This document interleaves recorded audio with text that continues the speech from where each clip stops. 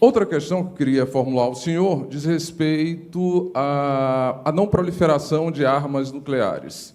O Brasil é signatário de um tratado, mas me parece que isso dificulta o Brasil se posicionar como player importante no cenário internacional, sem que ele tenha a possibilidade de ter armas nucleares. Não estou falando que ele não deva ter armas nucleares, ou deva ter para fins não pacíficos. Ele deve ter armas nucleares para fins pacíficos, numa perspectiva intimidatória. Mas nós temos no âmbito internacional, assinamos um tratado, uma convenção que impede que venhamos a ter essas armas, a exemplo das grandes nações do mundo. A Comissão aqui de Relações Exteriores da Câmara tem pensado a respeito disso? Nós temos respostas para essas questões? E em relação à primeira questão, eu entendo as dificuldades econômicas pelas quais o Brasil está passando, entendo a necessidade da reforma da Previdência, mas nós temos de estabelecer algumas prioridades. Qual é o projeto da Câmara dos Deputados em relação a essas questões? Vou começar de trás para frente. Salvo engano, foi no período do FHC que foi assinado o acordo de não proliferação de armas nucleares. Muito legal, muito bonito, mas realmente o senhor tem razão. É como o Trump fala, né? Um grande governo começa com grandes forças armadas. Se nós tivéssemos aqui os caças Gripen, se nós tivéssemos aqui o ProSub já finalizado, com os submarinos nucleares que têm uma autonomia muito maior dentro d'água, se nós tivéssemos um efetivo maior, enfim, um poder bélico maior, talvez fôssemos levados mais a sério pelo Maduro, ou temido, quem sabe, pela China e pela Rússia. Mas esse assunto não está em pauta nesse momento. Aqui eu sequer vejo debate nesse sentido. A gente sabe que se o Brasil quiser atropelar essa convenção, tem uma série de sanções, é um tema muito complicado, mas eu acredito que pode um dia voltar ao debate aqui, né? Quem sabe resgatando aí as falas do doutor Enéas Carneiro, o saudoso Enéas Carneiro, que quando falava isso, falavam que ele era maluco. Mas, por exemplo, são bombas nucleares que garantem a paz ali. Cadê o colega do Paquistão? Tem um colega do Paquistão aqui, não tem? Como é que é a relação do Paquistão com a Índia? Se só um dos lados tivesse uma bomba nuclear, será que seria da mesma maneira que é hoje? É óbvio que não. Quando um desenvolveu a bomba nuclear, outro desenvolveu no dia seguinte, e ali está selada, ao menos minimamente, uma espécie de paz. Eu sou entusiasta dessa visão. Um pouco me importa, vão falar que eu sou agressivo ou que eu quero tocar fogo no mundo, mas, enfim, de fato, por que o mundo inteiro respeita os Estados Unidos?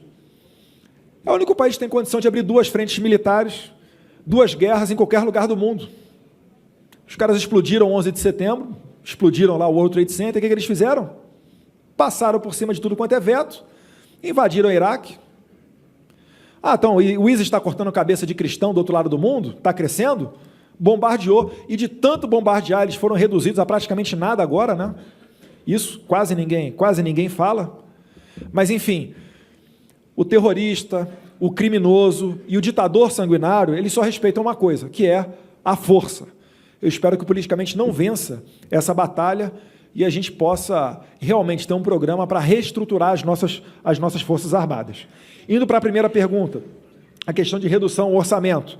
O governo é igual à nossa casa. Eu não preciso explicar aqui para os senhores que se você receber X de salário e gastar X mais Y, uma hora isso vai dar problema. É o caso do Brasil. A minha crítica com relação à redução do orçamento dos senhores é que no passado, quando o Brasil viveu um período de bonança, quando as contas estavam em dia, quando a China estava abrindo os mercados, as nossas commodities estavam em alta, deu-se preferência por pegar o dinheiro do BNDES e construir um porto em Cuba, ao invés de melhorar o de Suape, o de Santos, o de Itajaí. Deu-se preferência a construir um metrô na Venezuela, deu-se preferência a perdoar a dívida de países sanguinários, ditaduras africanas, hidrelétrica na Nicarágua.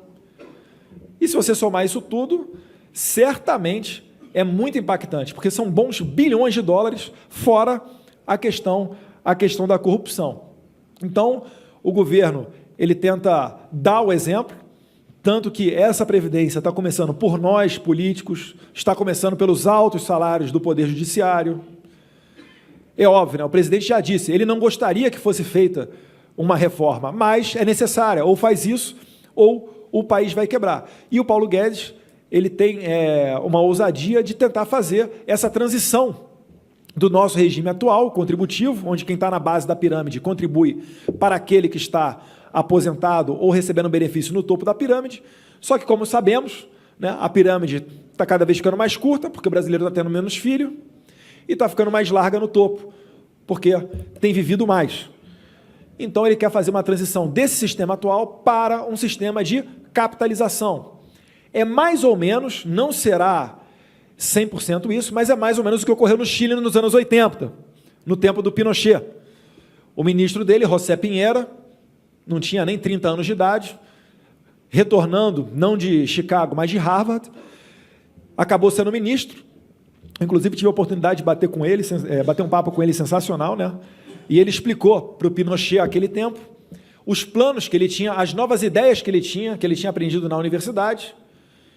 E então, ele falou para o presidente Pinochet, né? Qual o ministro que ele ia encaminhar aquilo? E aí o Pinochet falou, não, você vai ser o ministro. Aí ele, poxa, eu, mas tão novo? Ele falou, você. Mas com a condição, se der certo, os louros são meus. Se der errado, a culpa é tua. E acabou que deu certo, né? Dos anos 80 para cá, o Chile reduziu em 51% a pobreza do país. Basicamente, era um país que vivia sob greve, não tinha praticamente riqueza nenhuma. Depois tem a riqueza mineral, né? O cobre e alguns outros minerais. Mas de lá para cá, essa redução pela metade da pobreza e o recorde da renda per capita de $25 mil, que não é seguido de perto por nenhum país da região, realmente é de se prestar atenção nesse exemplo de sucesso. A gente vai tentar. Se não conseguir, nós fizemos a nossa parte. Mas eu tenho muita esperança de que isso aí vai ser feito. E uma vez sendo feito, vai ser uma chuva de investimentos no país e a gente vai ver um período de prosperidade. A matéria vai ser debatida aqui, tem muita coisa para acontecer. A gente sabe da MP da 2215 dos senhores, uma medida provisória que nunca foi votada até hoje, retirou a pensão das filhas, retirou o posto acima, dentre outros direitos. Isso daí a população não vê. Se essa medida provisória 2215 fosse feita para cima dos civis, certamente já teria virado Brasília de cabeça para baixo, porque eles não aceitariam, mas os senhores, por serem obedientes, por seguirem a hierarquia, por serem disciplinados, mataram no peito e colocaram a bola no chão. Cabe agora ao governo, sensível a esse tipo de fato, colocar também uma reforma que seja, não que privilegie os senhores, mas que traga justiça. Porque se continuar dessa maneira, a gente sabe que é muito mais cômodo você empurrar um corte ao orçamento ou qualquer tipo de medida mais de austeridade para cima dos senhores, que não podem se sindicalizar, que não podem fazer greve, etc. Fui muito além viajei muito? Ou está respondido mais ou menos? Promotor ou procurador? Desculpa.